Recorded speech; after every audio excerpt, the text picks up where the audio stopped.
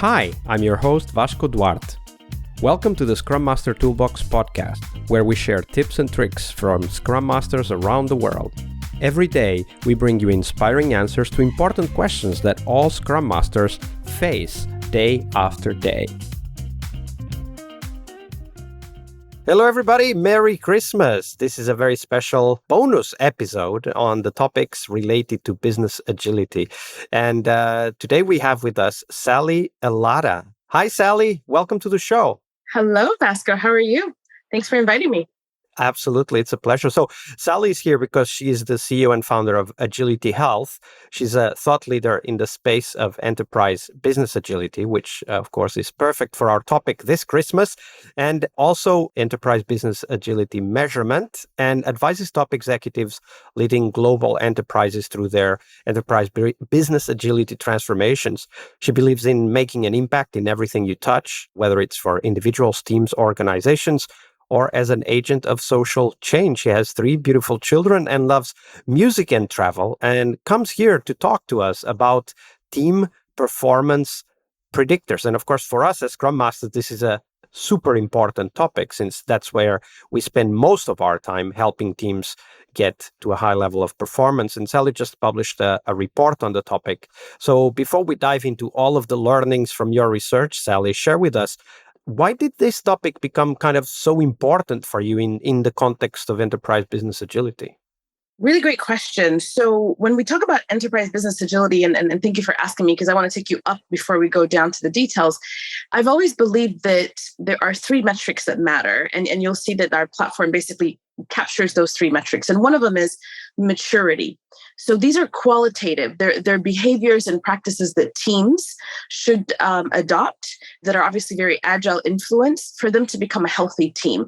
And so we have been for years, Vasco, running what we call our team health assessment in a facilitated fashion and gathering data from that.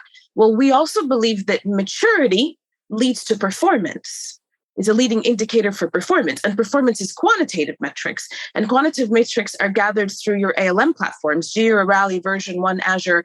And that's all about how much work are you getting done, right? So frequency of delivery, quality, response to change, time to market, throughput, how much are you getting done?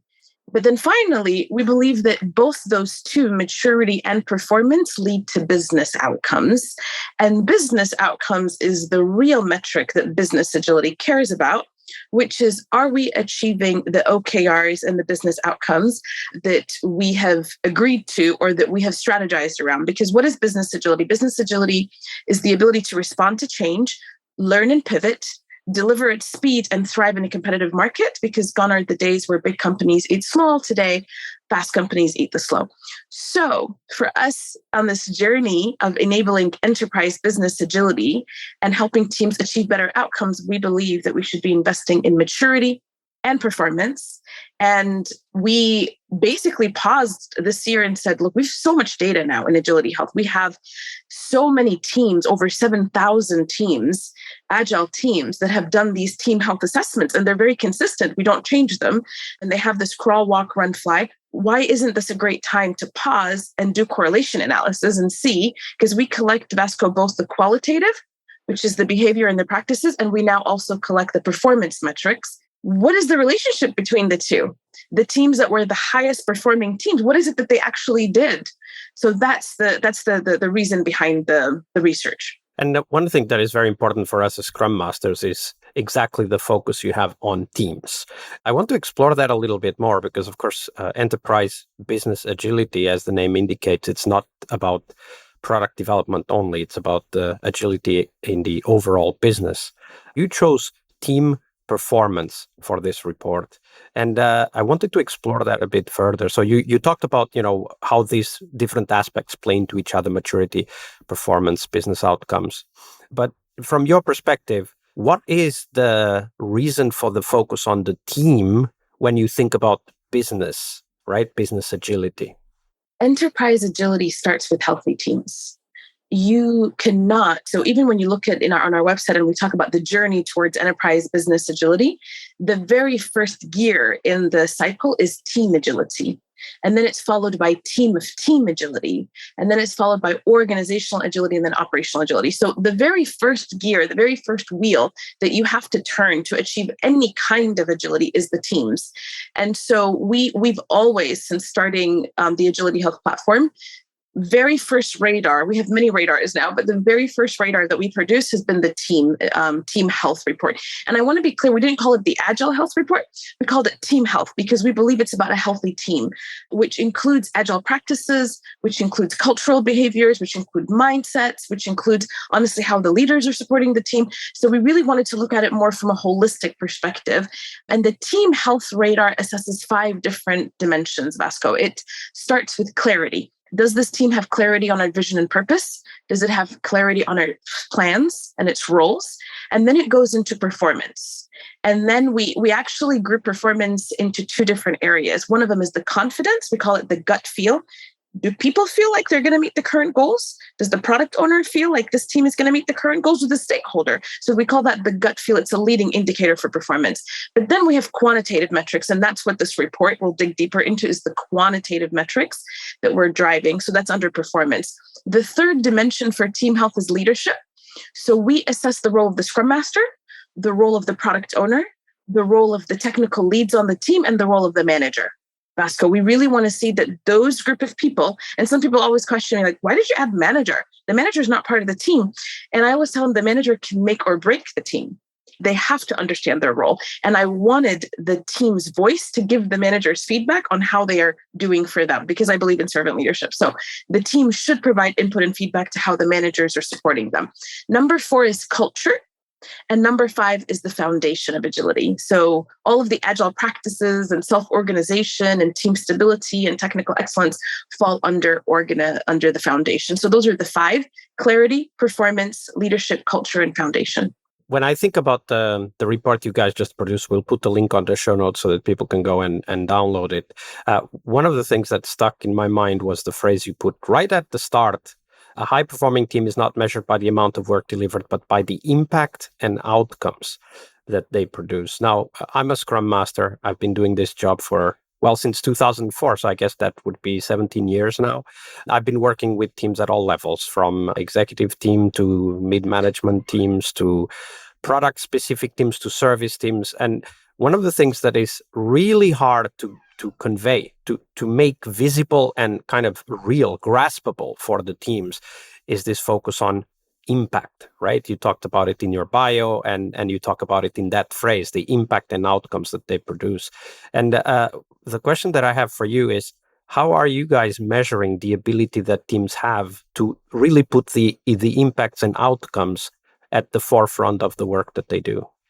That's my entire vision behind the AgilityHealth platform, was to be able to visualize maturity of the team, right side by side to performance of the team, side by side to the outcomes dashboard for the team. So honestly, like if you ask me, a company that uses AgilityHealth and is able to look at those 3 things together and then make informed decision, that's been my vision. That's sort of the thought leadership that we're bringing to the industry, is those 3 metrics that matter are all visualized next to each other. So the way we organize it, Vasco, is we lay out teams of teams, portfolios, and enterprise. So, teams are organized. Some people call them product teams. Some people call them a train if they're using SAFe. Some people call them a program. It doesn't matter what the term is. Some people call it a squad and a tribe. We don't want to get religious on naming. Teams are organized into teams of teams, and then they're organized into a portfolio or a line of business, and they're organized.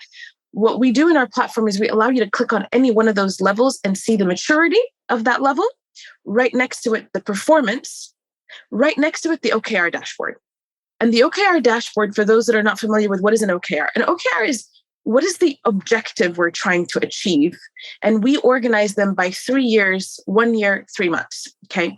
So 3 years, we consider strategic objectives. And honestly, we want people to know about them because most teams don't even know what the strategy is, right?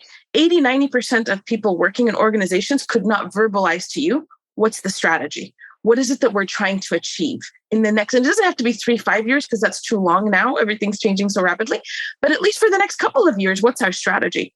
Then we break that strategy into what's the next year's outcomes? Give me some real OKRs and give me some real key results in a hypothesis statement. So that's what an OKR card really has, is what's the objective? What's our hype? We believe that by investing in launching a new product in ABC market, we will achieve XYZ results. We believe that by consolidating A and B and C platforms, we will enable faster, sales cycles for our sales leaders. We believe that by moving to the cloud legacy system A, B, and C, that we will be able to develop new products on these systems faster, and that we'll be able to reduce the time to market. Everything that you're asking the teams to do, what do you believe? Why? The teams need to know that.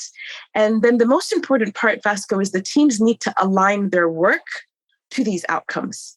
So instead of asking everybody just to focus on the work and then saying, oh, by the way, what's the value that this work will deliver? We like to start other way around. What's the strategy? How will we win in the market? What does that mean this year? And what does it mean this quarter? And now let's align the epics and the features back to these outcomes. We don't align stories, those are too detailed, but we do like to align epics and sometimes, larger features to the outcomes, the quarterly outcomes and the yearly outcomes. And I also have a really good video. It's called the Business Agility Explainer that graphically kind of talks about this whole cycle of aligning teams to outcomes and stabilizing teams. And honestly, it's called a Business Agility Explainer. So I will share that with you and with the audience as well, Vasco. Yeah, we'll put the link on the show notes for sure. Linking the strategy or, the purpose and clarity of vision, as you mentioned it before, to the work that we do every day is really one of the biggest challenges we have. You mentioned that in what you defined the top performance drivers, right? You talk about 5 different aspects that can help us working with our teams increase the team performance. And number 1 was decreasing time to market. I wanted to explore these 5 a little bit more because that's very important for us as Scrum Masters. They serve as kind of a checklist, right? Are we focusing on the right things? Are we paying attention to the right things? So let's start with that number 1, decreasing time to market. Why is that so important for overall team's performance? If you speak to any executive right now and you ask them, why are you transforming your company? Whatever they call it. They can call it, well, we're doing a digital transformation. They'll say it's an agile transformation. Some people will call it a business agility. Some people will talk about a DevOps. Some people will say we're moving from projects to product. It doesn't matter. We're transforming and adopting CX and customer experience practices and customer centricity. We are adopting new ways of working and trying to improve our culture. Almost everyone that you talk to, when you ask them why, they'll tell you, we have to deliver products to our customers faster. So this concept of faster and speed to market, I would say is at the heart of business agility. And we always say business agility is measured to flow, value, and outcomes. With flow, value, quality, and happiness. And so flow and being able to deliver quick enough is what keeps you competitive in the market. Without flow and without time to market, you're going to be out. You're going to be out competed. You're going to be disrupted. And companies now know that disruption is very real. So time to market is a critical driver for organizations. Is you've got to deliver at speed for me. I have to be able to take ideas and strategies and MVPs and test them in the market quickly and get feedback. And for me, the important thing as I look at your report is that when we focus on how do we help teams, we can start with those 5 simple things, and one of them being decreased time to market, right? Like if we just help the team to decrease time to market, we are helping them improve their performance. And of course, I can imagine that if nothing else, we are helping them increase the ability to change and, of course, the ability to deliver. So the maturity, right? Having the right behaviors. And that's one of the things that, from my perspective as a Scrum Master, is important for us to think about. There are certain things that drive the right behaviors, that drive agility, and decreasing time to market is one of those. Even if sometimes the things we put out to the market are not, winners, and you can't win every time. But the moment we start driving this, I would say, cadence, frequency of delivery, we start to see behaviors change, and we start to see the adaptation of the team, including bringing change into daily conversations. Absolutely. And everybody always asks me, but how? So decreasing time to market is the goal. That's the actual final outcome. But how do I decrease time to market? And that's what this report offers. The report says, if time to market is important for you, we are telling you from an AgilityHealth perspective, across 46,000 team members in Agile teams, we have found that the teams that have had the highest score in time to market have invested in those 5 drivers, which you see them in the report. And I'm going to only mention 3 for them right now for decreasing: creativity and innovation. Teams that are allowed to be creative and solve problems have higher time to market. Generalizing specialists, which is T-shaped, right? You're all familiar with that, which is team members are able and allowed to play other roles so they can get something done, have had higher time to market. And then finally, and I think is the most important, is self-organization. Tell the team what the problem is, but enable them and empower them to solve the problem on their own and self-organize their tasks. Those teams have had the highest time to market. So that's what the report does for you, is it basically says, this is the performance outcome we want, which is time to market, decreasing time to market. How? What are the practices and the behaviors that you can invest in to achieve that? And we go through the other 4. The number 2 is making delivery more predictable. I'm thinking, from a very practical perspective, as I have been a developer in beginning of my career as well. One of the things that comes immediately to mind is the investment in quality practices, because you can't be predictable with bad quality, right? Yeah. So when we researched this, and honestly, we all had our own opinions about what would drive more predictability. But when we looked at the data, it was really interesting that short iterations, and I'm just looking at the report as I'm sharing this with you, short iterations, so teams working in small increments and delivering in short iterations, planning and estimating, and breaking large epics into smaller chunks. This one was surprising to me, but it was really interesting. Roles and expectations, teams that have clarity on who is doing what are more predictable, and then sustainable pace. So teams that are not burning out, and that's where quality comes in, because one of the things we've seen is there's a relationship between sustainable pace and quality. So teams that are burning out and they're working so fast obviously have less quality. So similar to what you were saying, teams that are sustainable, working at a good pace, providing good quality, are also higher predictable. And then finally, the size and skills of the team is a driver for predictability. And number 3, deliver more value. I'm curious for you to share what you found about this driver of high performance for teams. I want to say something about deliver more value. I want to share with you the questions that we're asking there, because when I talk about deliver more value, people assume that it was the business outcomes, and business outcomes is one of the questions, but we actually have 3 questions underneath there. The first one was, how well does this team deliver on the planned business outcomes? So that's definitely one. But the other 2 questions are about throughput. So I'm just clarifying that so that people understand when I tell you the drivers. We do consider that the team delivering more work and getting more stories and features to the market is also delivering value. So based on those other 2 questions that are about throughput, the 5 drivers for that was planning and estimating. So teams that did better job planning and estimating their work delivered more value. Short iterations came up again. 2-week sprints, very short incremental delivery was also teams delivered more value. T-shaped individuals and generalizing specialists showed up again. Vision and purpose, the team knowing what's the vision of this team, what's the purpose, what are the outcomes we're trying to achieve, was a driver. And then last but not least is creativity and innovation. Teams that were allowed to be creative and more innovative delivered more value. One of the things that for me is critical is that when we think about delivering more value, the first assumption is that it's about business outcomes, just as you said. But in fact, from a product development perspective, a lot of what we need to do is to discover what that value really is. Right. So agility is not about executing a plan. It is about executing a plan and then pivoting and then discovering what we didn't expect and being able to adapt to that.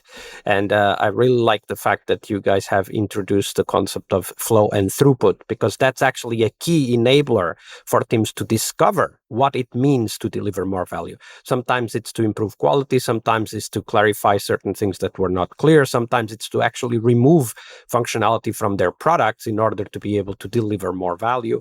For me, it's a very important distinction. It's not just following a plan or delivering the OKRs, but it's also the ability that we have of delivering at a high cadence, keeping a throughput high. Well said. And we have also number 4, improving quality and operational effectiveness. Now, I think everybody will have a pretty good picture of what quality means in this phrase, but specifically operational effectiveness. Break that down for us, Sally.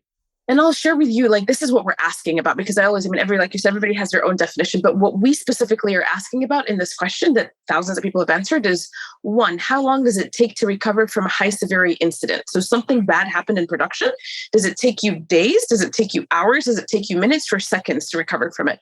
What percent of your releases over the last quarter have resulted in a high severity incident? So again, when you push something out there, does it cause a high severity problem?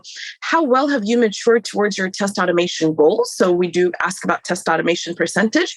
And then the last question is, what is the average ratio of escape defects to your work items? Again, if I have a backlog of 100 items that I need to get done, if 50% of those are all defects, you have a 50% defect ratio. That's not good. That is what we are talking about, specifically those four things. Yeah. The top drivers, as you can imagine, were for those quality. Number one was technical excellence. So remember I mentioned to you that the roles that we ask about on the team is the Scrum Master, the product owner, the technical expert, or the technical lead. That individual, we ask about their technical capability and their technical expertise. And we also ask about generally the team. To what degree do they invest in? Do they have the right software? Do they have the right tools? Do they have automation processes?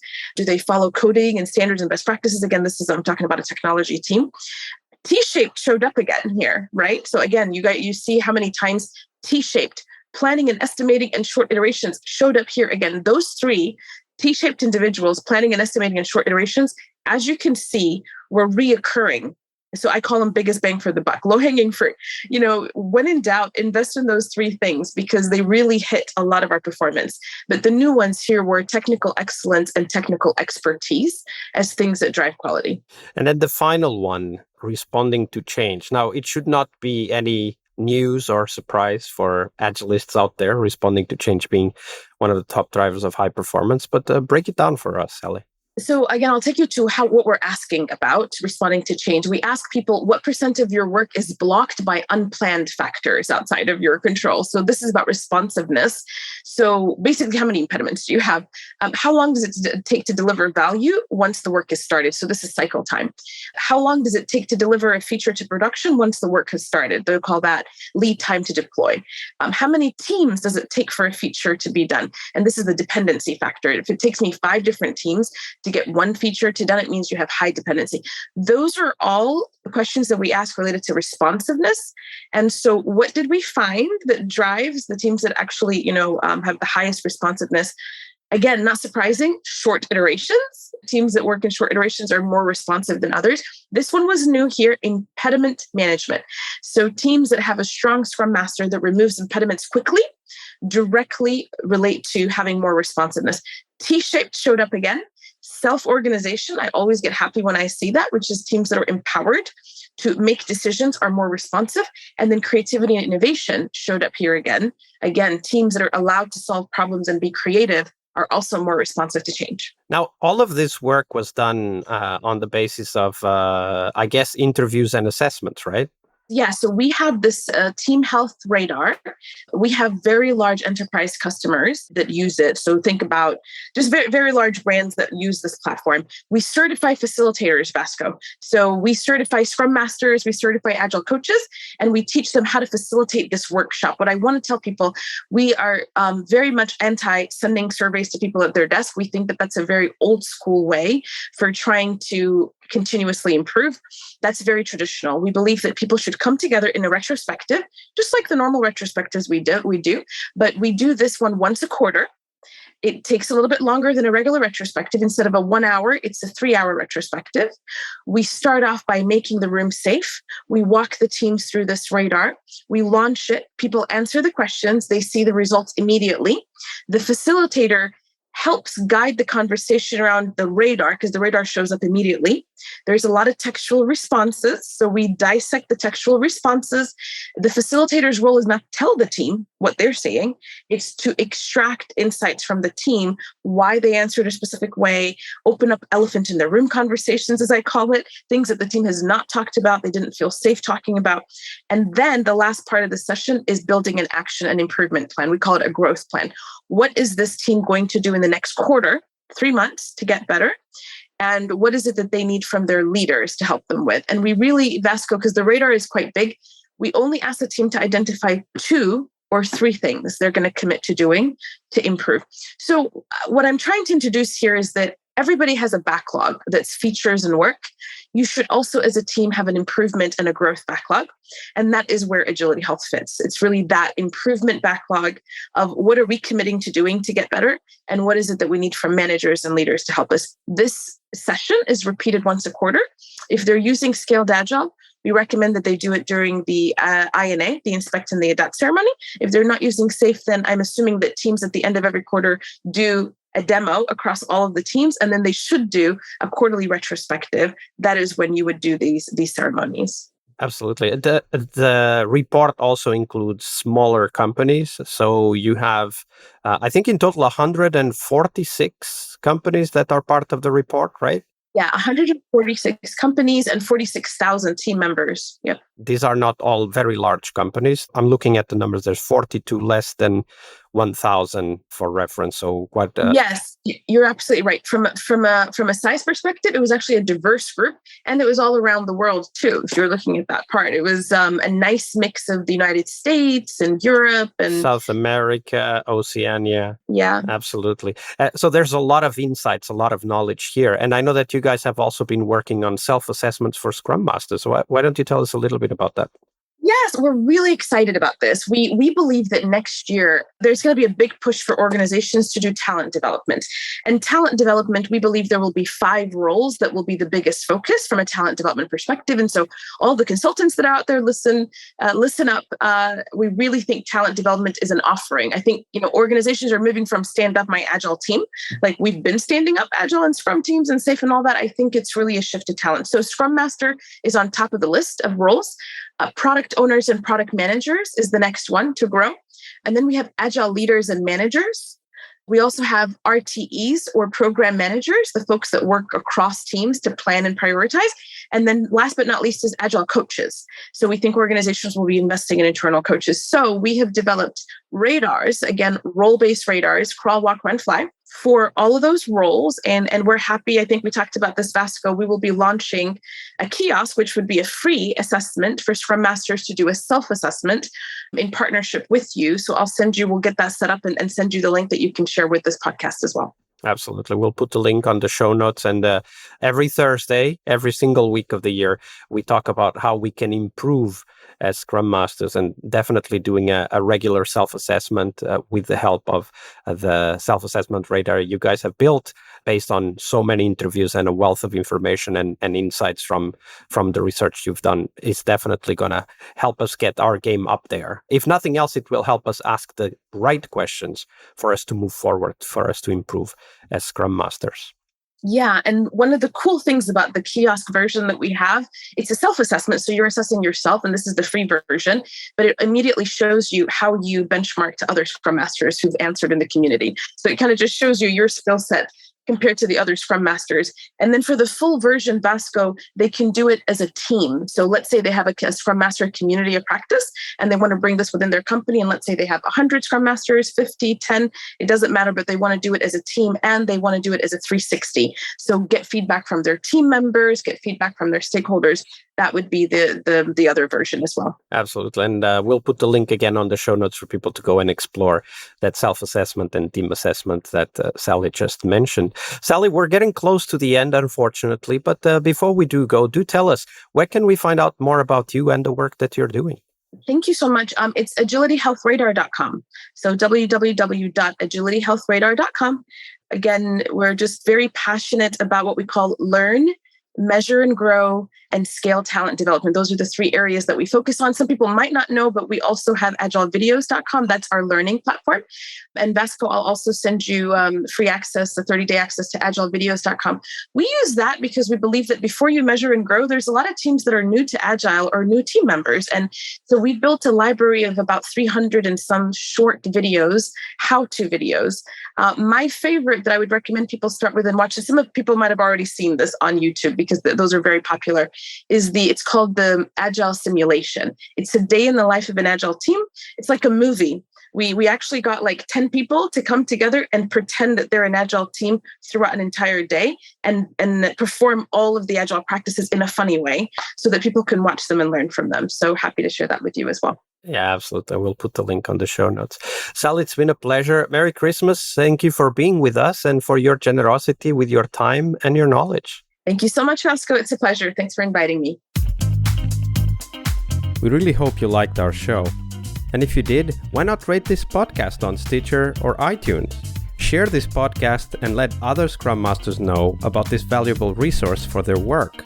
Remember that sharing is caring.